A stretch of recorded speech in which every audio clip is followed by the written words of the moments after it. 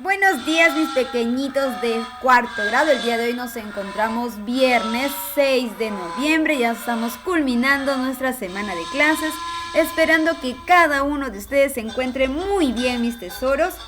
Así que siempre agradeciendo a Diosito por cuidarnos de todo. Muy bien, vamos a comenzar con nuestra clase de historia. Vamos a ver qué tema vamos a tratar el día de hoy.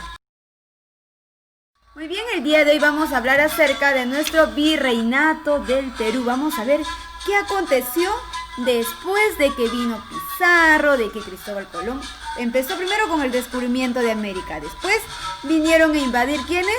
Los tres socios de la conquista. Después, ¿qué hicieron? Vinieron a imponernos también sus religiones, sus costumbres, y eso es lo que vamos a ver el día de hoy.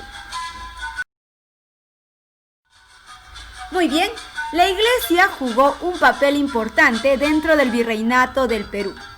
La Iglesia en el virreinato, ¿qué tuvo? La Iglesia tuvo como tarea fundamental la propagación de la fe católica y el adoctrinamiento de los indígenas dispersos por todo el virreinato.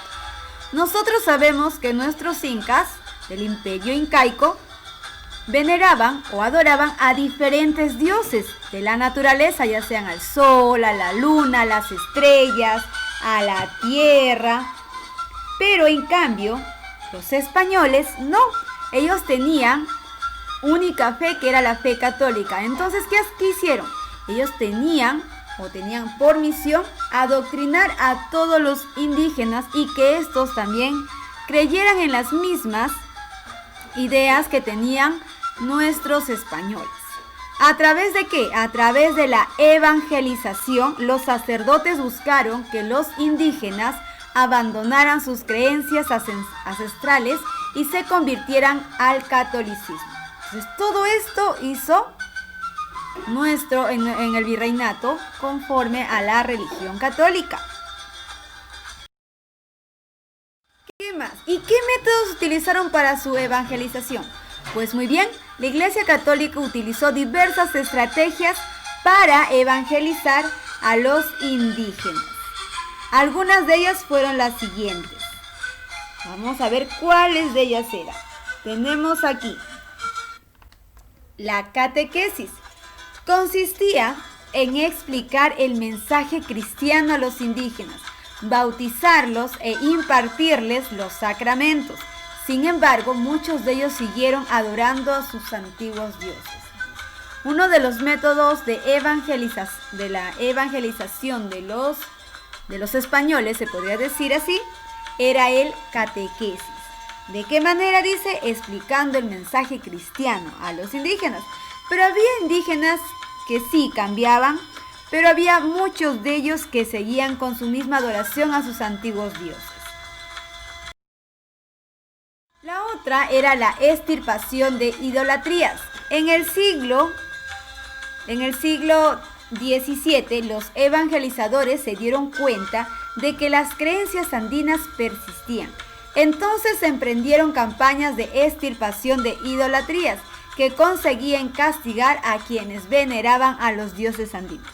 Si miraban por ahí a algún indígena que estaba adorando al sol o a las estrellas o a la luna o a cualquier ente natural, ¿qué hacían? Lo castigaban, ¿ya? Porque para ellos eso era una idolatría, ¿ya? Ellos solamente querían que se queden con la fe católica, nada más. Después tenemos la Santa Inquisición, que fue otro de los métodos que emplearon en el virreinato, ¿ya?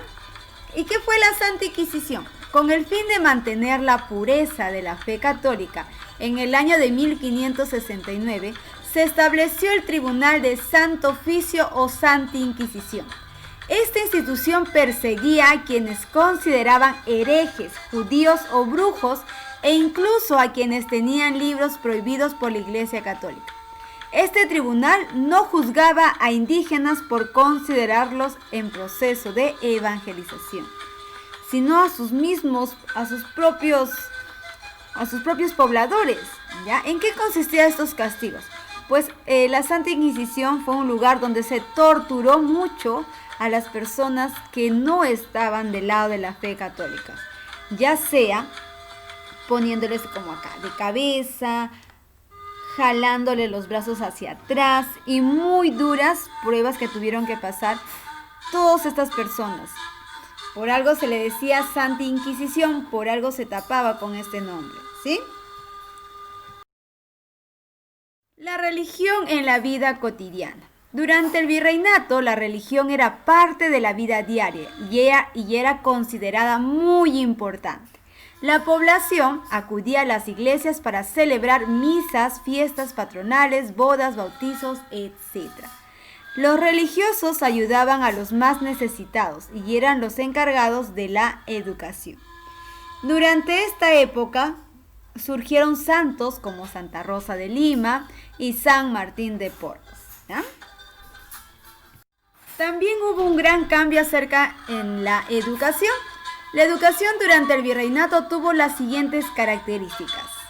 La educación no era obligatoria, por esta razón muy pocas personas sabían leer y escribir, muy contrario a la de la época incaica. Discriminatoria, porque solo los hijos varones de los españoles o criollos con cargos importantes recibían clases en las escuelas. Las mujeres no asistían a las escuelas. En casa se les enseñaba solo a leer y a escribir y eran preparadas para los quehaceres del hogar. Los hijos de algunos caciques asistían a las escuelas en los conventos. Los indígenas, por lo general, no asistían a las escuelas, pero recibían educación religiosa a través de las encomiendas. Para la educación hubo clases sociales, ¿no? Primero los españoles, después los criollos mestizos, los indios y por último los negros mulatos, que eran utilizados como sirvientes en esa época.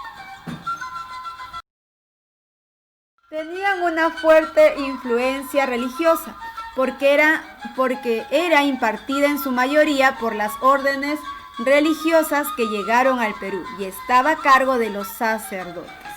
La educación era drástica y memorística. Todos los conocimientos debían ser aprendidos de memoria, sin olvidar detalles o palabra alguna. De lo contrario, los alumnos eran castigados con dureza. Imagínense si hoy en día estuviéramos aplicando esa educación drástica y memorística, y si tú no repetías tal y como te decía el profesor, eras castigado, ¿no? Entonces, de esa manera se desarrollaba la educación en la época del virreinato. Muy bien, mis tesoritos. Van sacando su cuadernito de historia, colocamos nuestra fecha, viernes 6 de noviembre 2020, nuestro valor, el valor de la libertad. Ya sabes que vas a pegar ahí tu separatita. Pues colocamos, demuestro lo aprendido, Virreinato del Perú, parte 3, y vas a trabajar solamente las respuestas en tu cuadernito. Y me vas a dibujar a la Santa Rosa de Lima y a San Martín, ¿ya? Con bonita letra, hay que colocar el título, hay que trabajar muy ordenado, ¿sí? Por favor. Mis pequeñitos, cuídense mucho, les mando un abrazo fuerte a cada uno de ustedes. Cualquier duda, me escriben para poderlos orientar.